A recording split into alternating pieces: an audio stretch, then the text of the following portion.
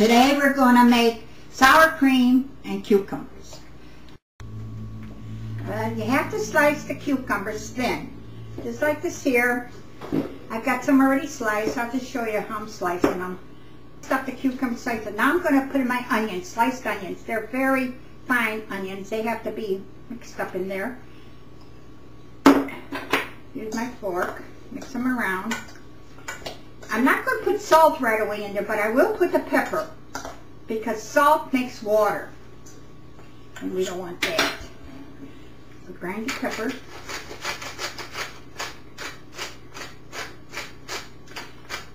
Now I'm going to do the sour cream mix.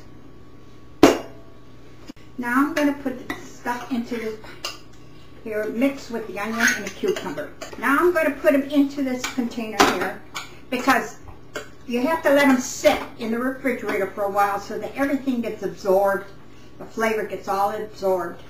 So I usually put it in a container and put it in the refrigerator and forget about it. Thank you for watching Cooking with Dottie.